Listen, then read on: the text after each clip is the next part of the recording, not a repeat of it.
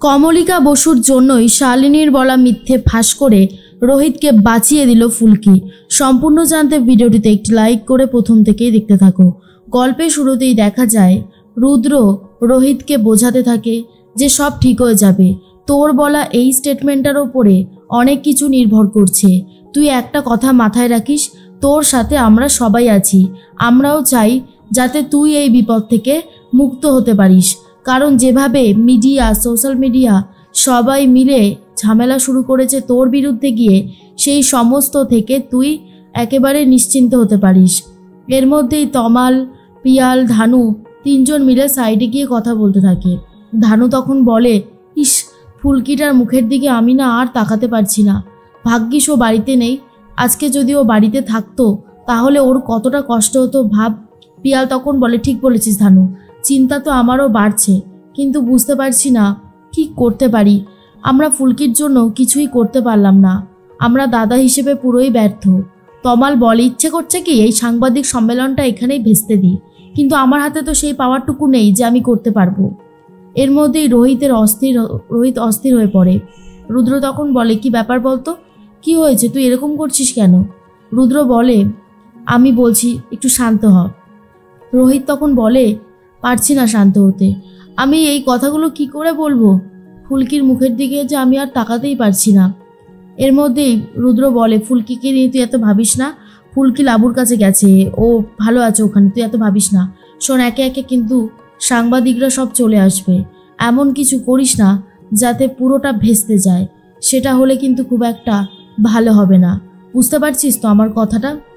রোহিত ভাবে, কি করে সবটা হবে? যেভাবে সবটা শুরু হয়েছে সেটা তো মেনে নেওয়া যাচ্ছে না কোনোভাবেই। এর মধ্যেই ঈশিতা বলে, আচ্ছা তমাল, তুমি রোহিতকে এটা বোঝাও সাংবাদিক সম্মেলনটা কি করে সম্পন্ন করবে। উল্টো পাল্টা চিন্তা ধরিও না, মনে রেখো কথাটা। এর মধ্যেই কমলিকা বাসুর সাথে তো কথা বলতে থাকে ফুলকি। সেই কমলিকা বাসু যে শালিনীর সমস্ত সিক্রেট জানে। কমলিকার বাবাকে উদ্ধার করে কমলিকার হাতে ফিরিয়ে দিয়ে ফুলকি বেশ কমলিকার মন জিতে নিয়েছে।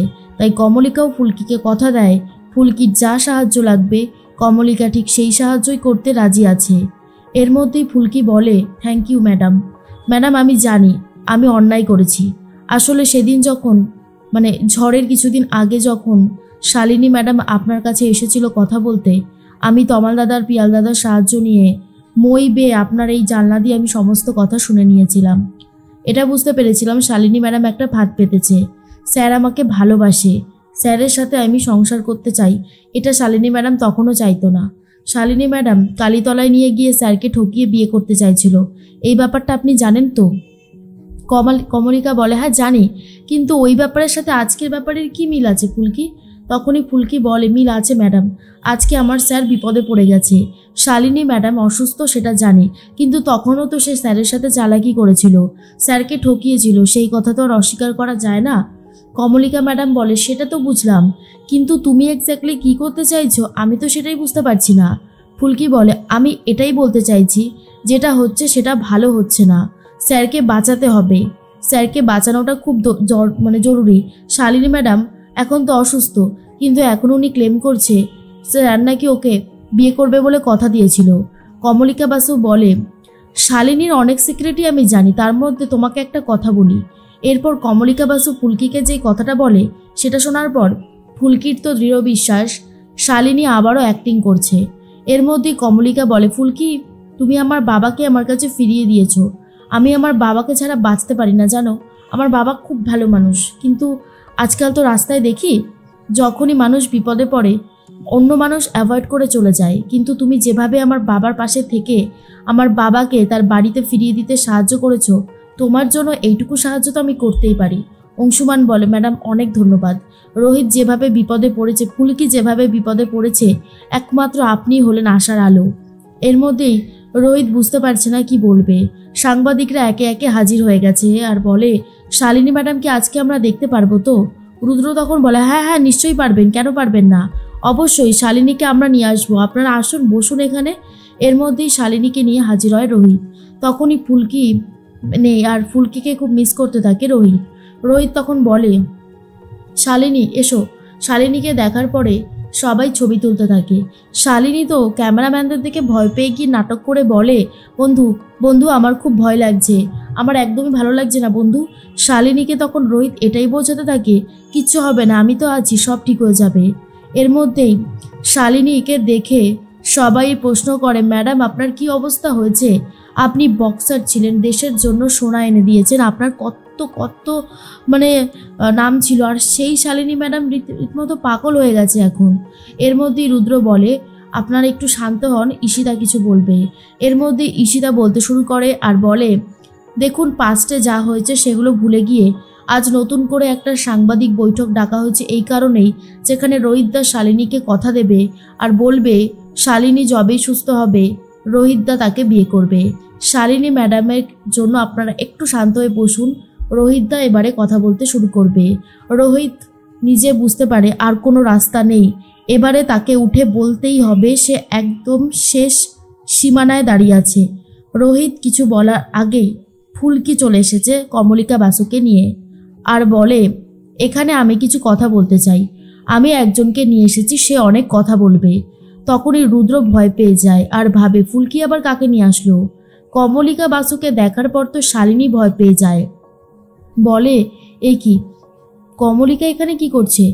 সর্বনাশ, ফুলকি বা এনাকে কোথা থেকে জোগাড় করলো? এর মধ্যেই সাংবাদিকরা বলে, পাবলিক এজেন্সির সেই কমলিকা বাসু। এর মধ্যেই কমলিকা বাসু বলে, শালিনী আমার কাছে প্রায়ই যেত, ওর অনেক প্রাইভেট হোক পাবলিক হোক সমস্ত কিছু আমি হ্যান্ডেল করেছি, তাই আজ আমি এখানে কিছু কথা বলতে চাই, আমাকে নিশ্চয়ই কথা বলতে দেওয়া হবে।